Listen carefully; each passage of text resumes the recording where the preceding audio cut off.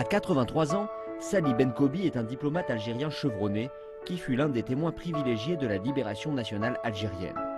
En tant que membre fondateur de l'Union générale des étudiants musulmans d'Algérie, c'est naturellement qu'il a sacrifié toute sa jeunesse pour la cause révolutionnaire de son peuple. Aujourd'hui, les souvenirs du soutien de la Chine nouvelle au peuple algérien restent encore vivaces dans son esprit. Et là aussi, on a joui du soutien inconditionnel de la Chine populaire et ça a permis à la révolution algérienne d'assister à la conférence et en même temps d'agir auprès de tous les pays qui avaient des relations privilégiées avec la Chine parce qu'elle avait pris en charge la cause algérienne. En 1955, le Front de libération nationale algérienne remporte sa première grande victoire diplomatique en assistant à titre d'observateur à la conférence de Bandung qui s'est tenue en Indonésie, qui a par ailleurs permis à la cause révolutionnaire du peuple algérien de gagner la sympathie et le soutien de la communauté internationale.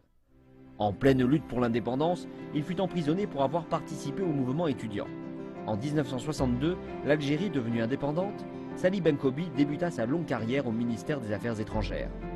Son destin de diplomate était déjà tout tracé. Le hasard a voulu qu'à l'indépendance même, au lendemain de l'indépendance, je sois nommé au ministère des Affaires étrangères comme directeur de la coopération culturelle, technique et sociale. Et que je me sois retrouvé à gérer des questions diplomatiques dont je n'avais aucune initiation ni aucune connaissance. Sali Benkobi rappelle avec enthousiasme que la cause révolutionnaire du peuple algérien n'aurait jamais abouti sans le soutien et les conseils des pays amis. Au début de l'année 1963, la Chine et l'Algérie signaient à Alger le premier accord de coopération dans les domaines de la science, de la technologie et de la culture. Au cours de sa longue carrière diplomatique, Sali Benkobi a toujours eu à cœur de promouvoir la coopération sino-africaine. Ainsi, lorsqu'il était ambassadeur d'Algérie en Mauritanie, la Chine avait aidé à construire le plus grand port dans la capitale du pays. Quand j'étais arrivé en 1971, ambassadeur en Mauritanie, ils n'avaient même pas un port au niveau de leur capitale. Et c'est grâce à la coopération entre l'Algérie et la République populaire de Chine que la Mauritanie a pu construire son premier port. Ça lui a permis de s'ouvrir une ouverture sur le monde entier. Le gouvernement mauritanien a même renommé le nouveau complexe Port de l'Amitié. Par la suite, la coopération sino-mauritanienne s'est élargie à plusieurs domaines, dont la santé, l'éducation, mais également dans les échanges de personnel.